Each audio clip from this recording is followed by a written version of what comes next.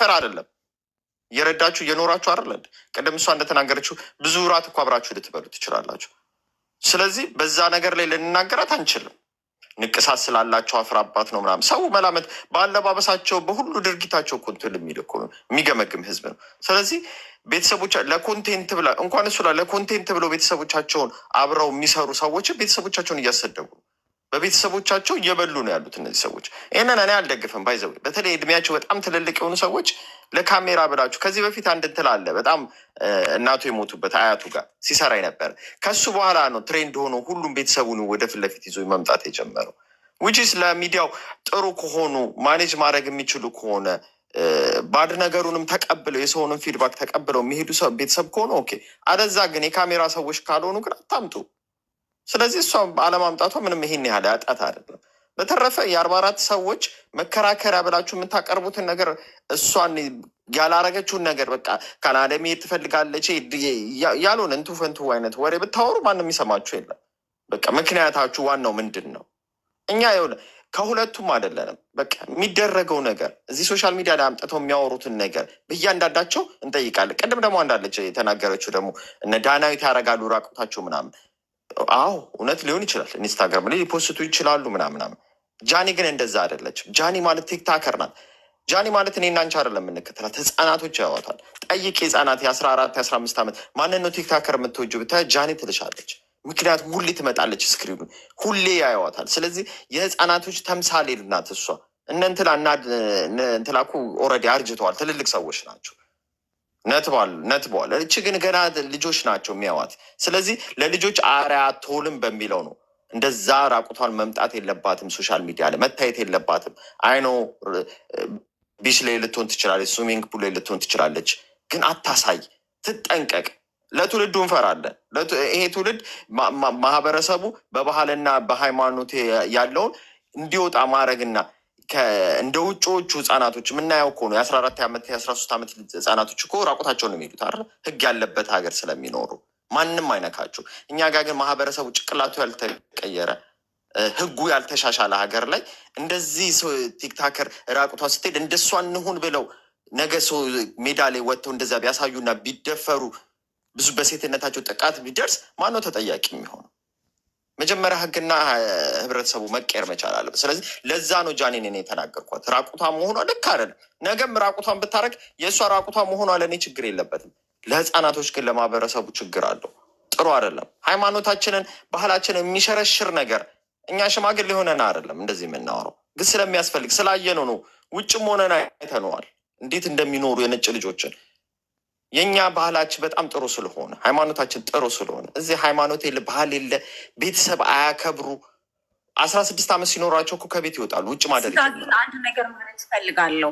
ይሄ ሀሳብ ጥሩ ሆኖ ሳለ መወራት ያለበት ለእሷና ለእሷ ጉዳይ ብቻ ሲነሳ ነው ይሄ ቶፒክ። አሁን ቶፒኩ የተነሳው በአዶናይና በእሷ ምክንያት ባለው እሷ ጋር መታታውና እሱ በእሷ ተረማምዷል የሚለው ሀሳብ ላይ ነው እንጂ እሷን መምከር ላይ አይደለም። በጣም ይቅርታ።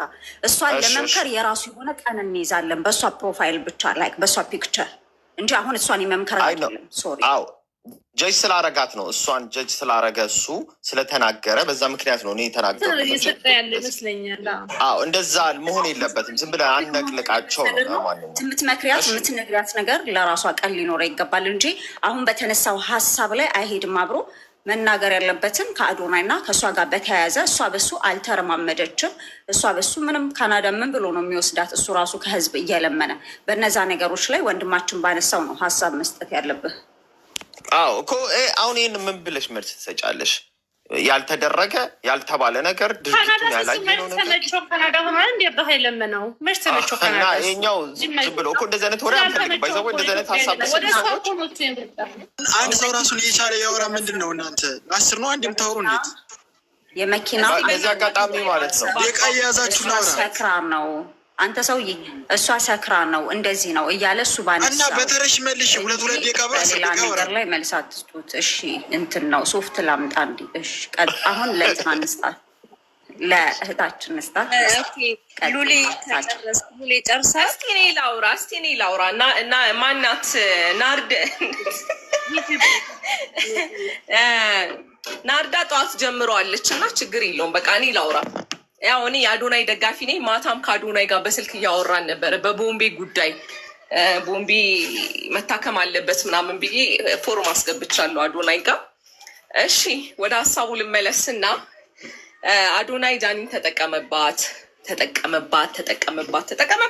ነው ወሬው እንዳለ። በነገራችን ላይ ጃኒ ሺዝ ግሮን አፕ ፐርሰን ሺዝ ኖት ኤ ኪድ፣ ትልቅ ሰው ናት። ሺዝ ኦልሬዲ 30 something ወደ 30 ምናምን ቤት ያለች ልጅ ናት። ኢትዮጵያ ላይ ድል ላይ ስትቀርብ ራሱ የ17 ዓመት ያለፈች ልጅ ሆናን የቀረበችው።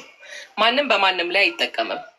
አዶናይ ሲመጣ እነ ማንኛውም ሰው ሶሻል ሚዲያ ተጠቃሚ የነበረ ልጅ ነው እንጂ ኢትዮጵያ ገብቶ ቲክቶክ አልከፈተም። ቲክቶክ ተጠቃሚ መሆኑን እኛ አዶናይን ስንከታተል የነበረው መጥቶ እዚህ ላይ ቦዲ ላንጉዌጆችን በሚያስተምርበት ሰዓት ነው። ሴቶች ራሳችሁን ጠብቁ፣ ጤናችሁን ጠብቁ ምናምን እያለ በሚናገርበት ሰዓት ነው አዶናይን የምናውቀው። ሜቢ ደግሞ ያኔ ጃኒ አዶናይን የማታውቀው ከሆነ አይዶን ነው ሶሪ፣ ምንም ማድረግ አይቻልም። እናንተም የማታውቁት ከሆነ ያኔ በብዛት ግን ሴቶች የአዶናይ ፎሎወሮች ራሱ አብዛኛው ሴቶች ነበሩ። እሱ ውጭ ሆነው በቦዲ ላይ የሚደረጉ ነገሮችን ኤክሰርሳይዝ ነገሮችን ስሩ እያለ በሚያስተምርበት ሰዓት እና ያኔ በጣም ከሷ የበለጠ ፎሎወር የነበረው ልጅ ነው። ወደ ፎሎወር ደግሞ ስንመጣ ማለት ነው። ከዛ በመቀጠል ደግሞ ማለት የምፈልገው ነገር አዶናይ ለምኗል ተባለ። ልመና ኢትዮጵያ ካልቸራችን ነው። ደፋር ከሆናችሁ ችግር ላይ ከሆናችሁ ወጥታችሁ ከለመናችሁ የማይሰጣችሁ ሰው የለም። ኢትዮጵያዊ ልመና ትልቁ ውርሳችን ካልቸራችን አርገን ከሀገር ወደ ሀገር ይዘነው ስንዞር የነበረ ባህላችን ነው። አንድ ሰው ከቸገረው መጥቶ እዚህ ጋር ፕሊስ ጋይስ ደብሮኛል፣ ከፍቶኛል፣ እንደዚህ አይነት ሲቹዌሽን ውስጥ ነው ያለሁት እርዱኝ ካለ ኢትስ ኖርማል፣ ምንም ማለት አይደለም። ወጥቶ ካለ በሌላ ሰው በኩል ግን መጥቶ አላምኑኝ ብሎ ወስዶ ቢክድ አልካደም። ይሄ ልጅ ለምኗል፣ ጠይቋል፣ ኢትስ ኖርማል፣ ረድተነዋል። እንደ አንድ ኢትዮጵያዊ ወንድማችን ሁሉም ከግራ ከቀኝ የሚችለውን በተለይ ዌስተርን ላይ ያሉ እንዴት ልጁ ልጅ ነው ወጣት ነው እንዴት ይከፈዋል በሚል ሁሉም ተባብረው ረድተውታል። ለምን አንዳንዴ የማንረዳው ነገር አለ። ሰው ውጭ ሀገር ስለኖረ ብቻ በጣም ደልቶት ይኖራል ማለት አይደለም። ፈረንጅ ሀገር ላይ ራሱ በጣም ብዙ አይነት ቻሌንጆች አሉ። ወረቀት እስክታገኝ የምትከፊ ዋጋ አለ። አንዳንድ ሰው ጋር ለመጠጋት ሰዎች ፊት ይነሱሻል። ብዙ አይነት ችግሮች ስላሉ አንዴ ልጨርስ ፕሊዝ፣ ከዛ ታወሪያለሽ። እንደዚህ አይነት ነገሮች ስላሉ ስሜን ሜንሽን አድርገህ የማይሆን ነገር አትጻፍ እሺ። እሱም ሴጋ ሲመታ ነበረ። ሜንሽን አታድርግ፣ ዲስሪስፔክት አታድርገኝ። ኦኬ የእሷን ላይ ሪስፔክት ስትነሳ እሱ እንደሚያደርግ የነበረው ምን ችግር አለው? ትጨርስ። ሰይጣናዊ አምልኮ ሊያሰራጭ የመጣ እንደሆነ እናውቀዋለን። ዝም በለ ስሜን ሜንሽን አታድርግ። ለሀጫ አይ ችግር የለውም አንዴ እና ምንድን ነው እሱ ጠይቋል። እንደ ማንኛውም ሰው ተረድቷል። አገር ከገባ በኋላ ደግሞ ቤተሰቦቼ እንደዚህ አይነት ሲቹዌሽን ላይ ያሉ ቤተሰቡ ናቸው ብሏል። የነጋዴ ቤት ልጅ ሊሆን ይችላል፣ የሬስቶራንት ያላቸው ቤት ልጅ ሊሆን ይችላል እንጂ በጣም እንደዛ የላጠጠ የሀብታም ቤት ልጅም አይደለም። እንደ ማንኛውም ኢትዮጵያዊ የሚሰሩ ፋሚሊዎች አይነት ልጅ ነው። ወጥቶ ይሄ የአባቴ ቤት ነው፣ ይሄ ሬስቶራንታችን ነው፣ ይሄ ምናምን ብሎ ተናግሯል። ኢትስ ኖርማል፣ ምንም ማለት አይደለም። ግን ደግሞ ስንመጣ ወደ እሷና ወደ እሱ ፎሎር አገኘችበት ፎሎር አገኘባት የሚለው ነገር አግባብ አይደለም። አዶናይን ሰው የተከተለው የአዶናይን አስተሳሰብ የአዶናይን ብሬን የሚመቻቸው ሰዎች ተከትለውታል። በቃ አዶናይ የእሱ ሜንታሊ አመለካከት ያላቸው ኢትዮጵያኖች በቃ ይሄ ሰው ከኛ ሙድ ጋር ይሄዳል፣ ይሄ ሰው ይመቸናል ያሉት እንዳለ ፎሎ አድርገውት እሱን ኢንጆይን አድርገዋል። በተረፈ ጃኒ እንደ ማንኛውም ገርል ፍሬንድ እውነት ለመናገር ማናችንም ለምንወደው ሰው የምናደርገው ነገር አለ። ስራ የሚሰራ ከሆነ የአንዳንድ የስራ ጉዳዮች ከሆነ ፕሊስ እስቲ እንደዚህ ያድርጉለት ይባላል። ኢትስ ኖርማል ቢኮዝ ዴይ አር ካፕል። ግን እሷን ተጠቀመባት የሚለውን ቃል መጠቀም የለብንም። እኛ እስከ መቼ ነው ሰው የሚጠቀምብን? ለምን ከእንደዚህ